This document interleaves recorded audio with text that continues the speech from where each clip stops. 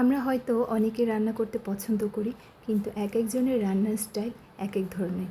So আমি আজকে আপনাদের সাথে একটি ভিন্নধর্মী রেসিপি শেয়ার করতে যাচ্ছি, যদিও বা মিলে যেতে পারে। এটা হচ্ছে হাঙ্গর শুটকির সাথে আলুর ভুনা।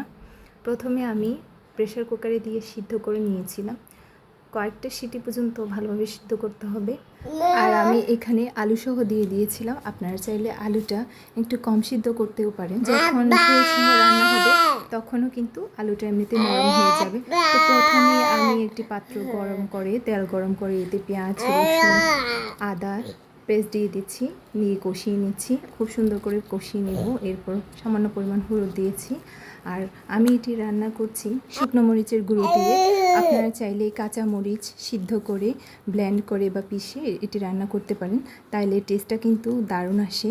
আমার যেহেতু কাঁচামরিচ ছিল না, সো বাসায় যা আছে তা দিয়ে যেহেতু আমি অল্প সময়ে রান্না করছি, তাই গুঁড়ো মরিচ দিয়ে রান্না করছি। তো আমি কষিয়ে নিচ্ছি। এমনভাবে কষাতে হবে যেন পেঁয়াজ, রসুন, আদা খুব সুন্দরভাবে নরম হয়ে যায়, ইভেন তেলটা ছেড়ে দিয়ে আসে। আর মশলাটা যত বেশি কষানো যায় তত বেশিই কিন্তু তরকারির টেস্টটা বাড়ে।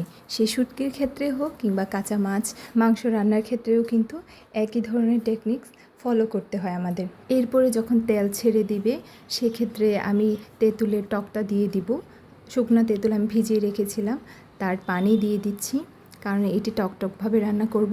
আমরা রাখাইন আদিবাসীরা কিন্তু শুটকি কিংবা কাঁচা মাছ রান্নায় টক ব্যবহার করে থাকি, সেটা হোক তেঁতুলের কিংবা লেবুর টক। এরপর আমি সিদ্ধ করে রাখা মাছ আর আলু দিয়ে দিচ্ছি। এগুলো নিয়ে নেড়েচেড়ে পরিমাণ মতো লবণ দিয়ে আরও কিছুক্ষণ কষিয়ে নিব আর পরিমাণ মতো পানি অ্যাড করে নিব।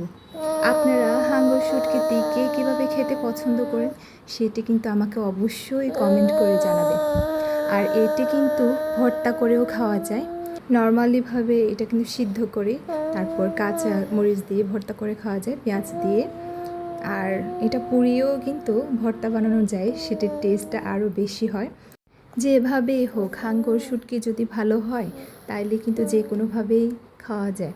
আর আপনারা যারা হাঙ্গর শুটকি খেতে পছন্দ করেন তারা কিন্তু একটু কেয়ারফুলিভাবে একটু বিশ্বস্ত শপ থেকে নেবেন, কেননা আমার প্রথমবার যেটা আমি রান্না করেছি সেটি একটু তেতো ভাব ছিল, যেটি খেতে একদমই মজা ছিল না। তাই আপনাদেরকে আগে থেকে সতর্ক করে দিলাম। তো আমি কিন্তু পানি দিয়ে একটু নেড়ে চেড়ে দিচ্ছি। এরপর কিছুক্ষণের জন্য ঢেকে নিব আর পরিমাণ মতো লবণও দিয়ে দিচ্ছি। আমার রান্না কিন্তু প্রায় শেষ। এটা যেহেতু আমি টান টান করে রান্না করব, সো পানি অত বেশি দিব না, অল্প পরিমাণে দিব। আর তেলটা আপনারা আপনাদের পছন্দ মতো দিতে পারেন।